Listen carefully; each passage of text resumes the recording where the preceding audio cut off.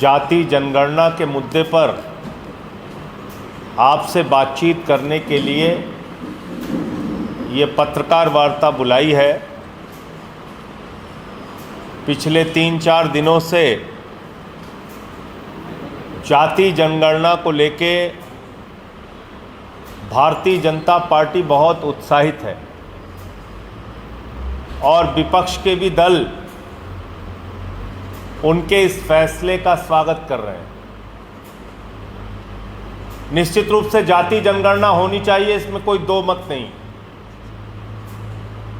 जाति जनगणना की पैरोकारी हम सब लोग करते हैं, इसमें कहीं दो मत नहीं।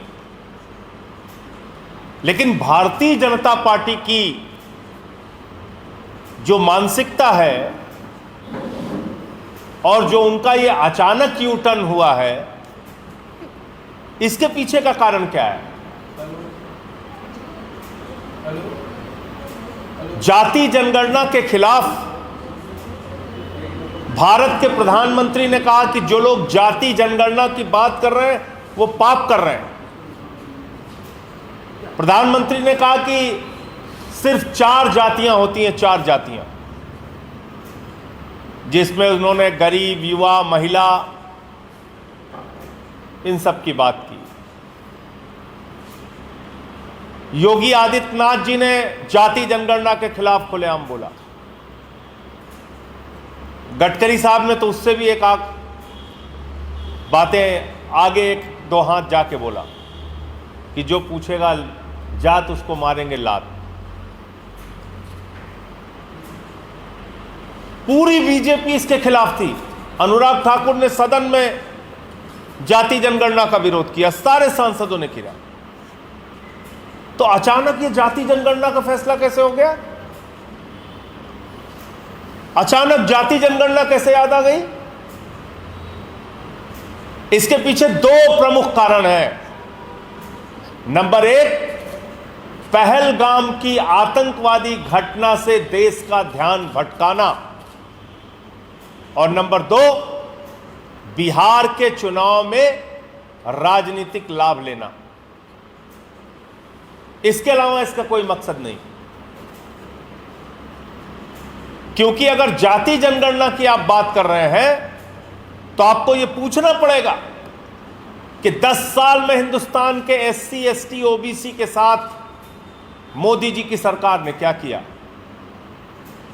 यह आपको पूछना पड़ेगा कि बड़े बड़े पदों पर SC, ST, OBC के साथ किस प्रकार का भेदभाव किया गया।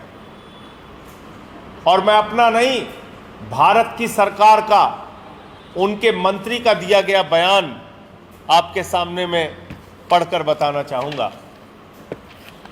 भारत सरकार के केंद्रीय मंत्री जितेंद्र सिंह जी ने कहा कि वर्तमान में केंद्र सरकार में संयुक्त सचिव और सचिव के पद पे,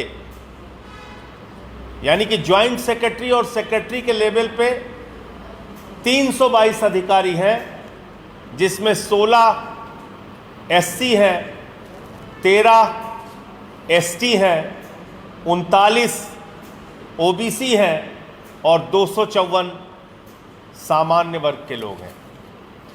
यह है SC, ST, OBC के साथ मोदी जी की सरकार का न्याय।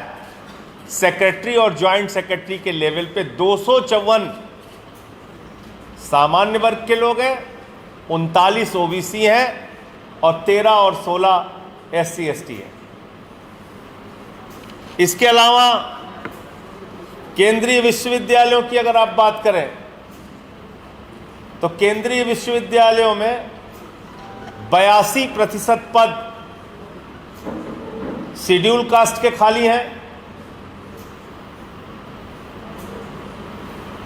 शेड्यूल ट्राइब के 93% पद खाली हैं और OBC के 96% पद खाली हैं केंद्रीय विश्वविद्यालयों में।